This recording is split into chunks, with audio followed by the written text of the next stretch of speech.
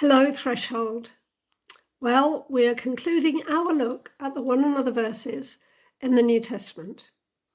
And if you remember, Joy kicked us off by thinking about using our gifts for the benefit of one another. Then Sarah demonstrated the way that Jesus taught about serving one another.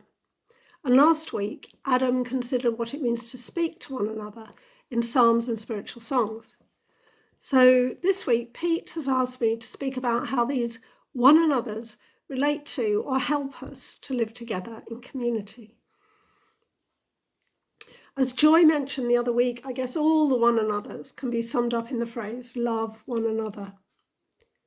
And in John 13, verse 34 to 35, Jesus says this, "So now I am giving you a new commandment, love each other. Just as I have loved you, you should love each other. Your love for one another will prove to the world that you are my disciples." And in this verse, Jesus highlights not only the importance of loving one another for the sake of each other, but also declares it as a commandment for proof to the world that as disciples they belong to him and they follow him. Why will loving one another do this? Well, I would suggest because in many ways it's countercultural. Real love is revolutionary. It's subversive.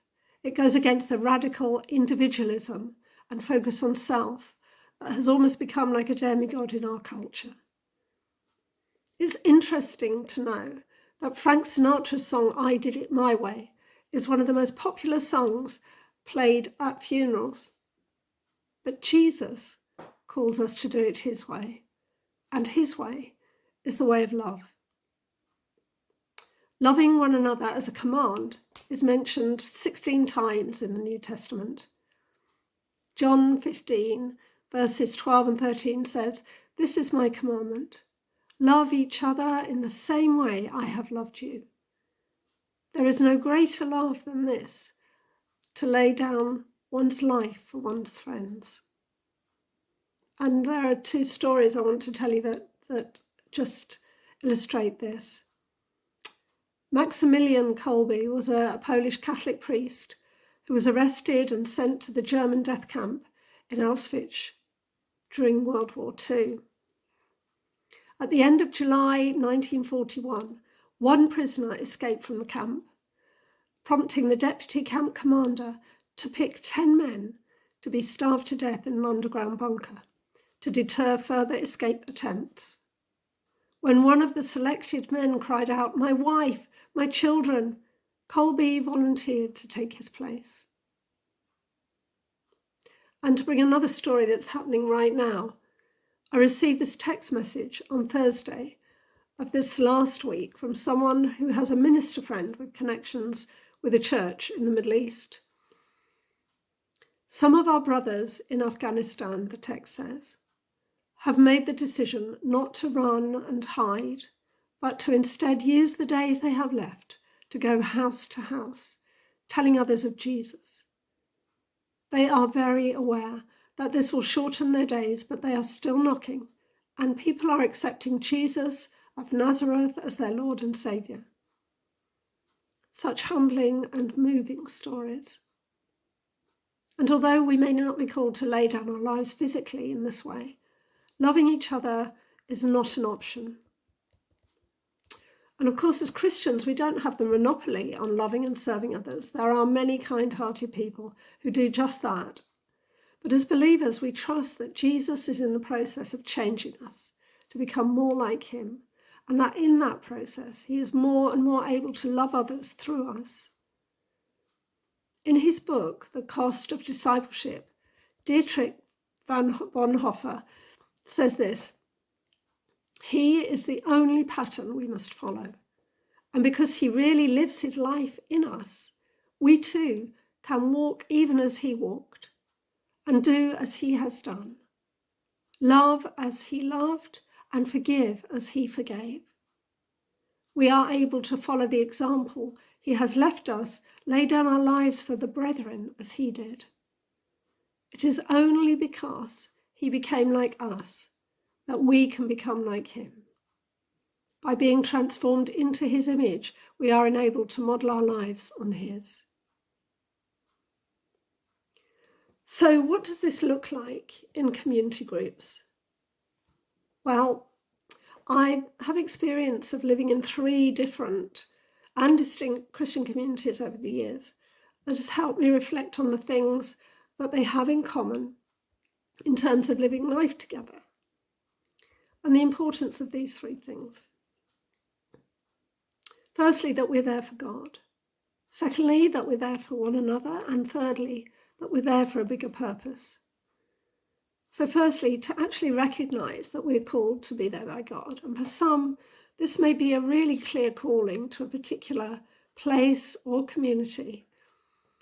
However, you may not necessarily feel that, but the fact is that God has placed you in a particular place and you are there primarily for him.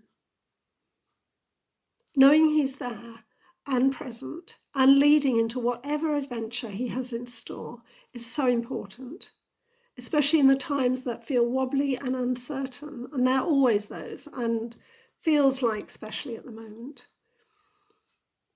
Secondly is being there for each other. When you only see each other on 1 or 2 days a week, it's easy to put your spiritual clothes on, as it were. You put your faith shoes on. I don't know whether you can see that. These are actually faith shoes. Anyway, yes. So, but when you are doing life day to day together, there's nowhere to hide. So there's no choice but to be real with each other. Your faults are on display and you become painfully aware of them, or at least I do. So now my bad timekeeping and my tendency to interrupt and have strong opinions about things are common knowledge.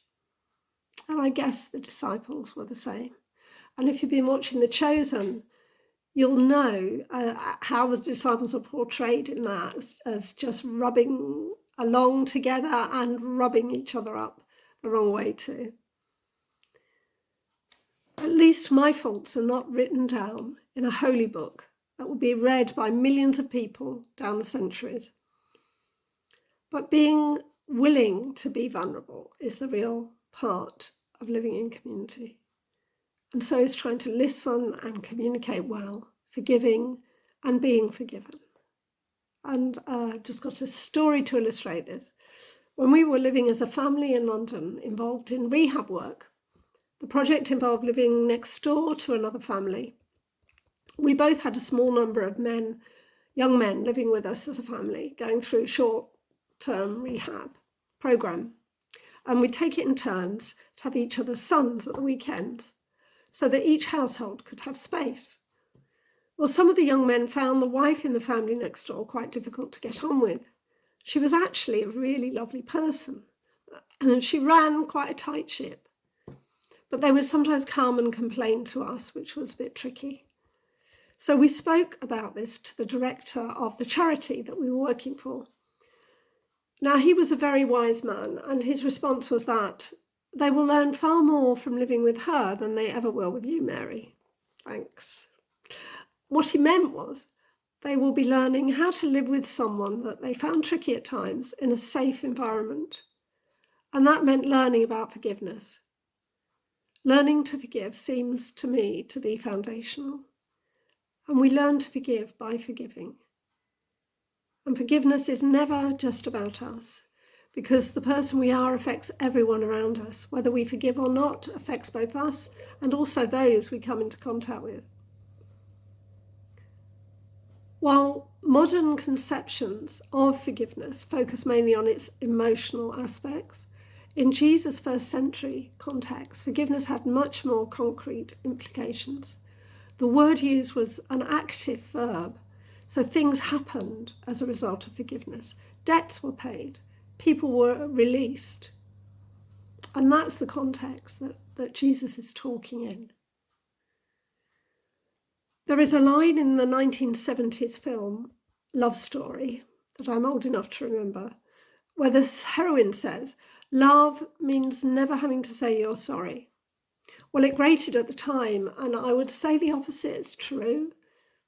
In our day-to-day situations, love means not only saying you're sorry, but also forgiving others, whether they say sorry or not. Forgiving them as often as we can, as quickly as we can, and as completely as we can. And often when we feel hurt by others, it has more to do with them than us. Often hurt people hurt, and there is truth in that. But it could also be to do with hormones or horrible circumstances or just getting out of bed the wrong way. And I'm sure we've all done that. And we forgive not just for our own emotional well-being, but for the sake of one another and for the sake of the one who is the other, who has forgiven us and carries on doing so.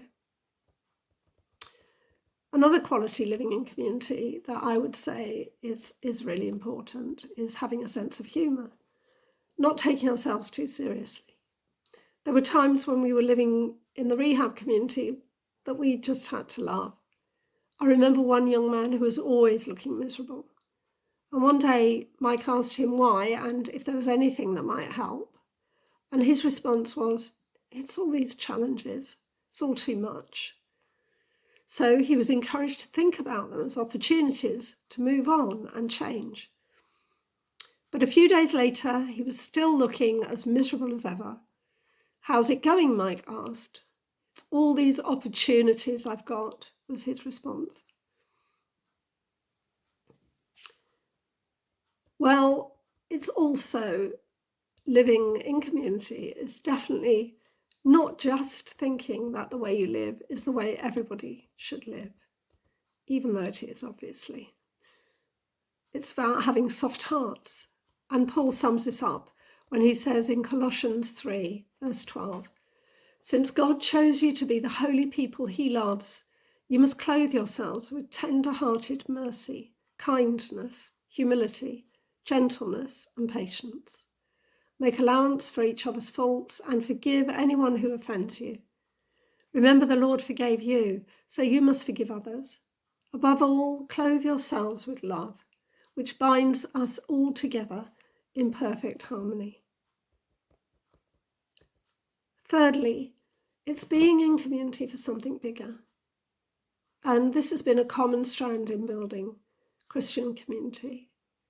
The disciples were never called to be a holy huddle or just to find personal fulfillment. It was always about joining with Jesus to bring in the kingdom.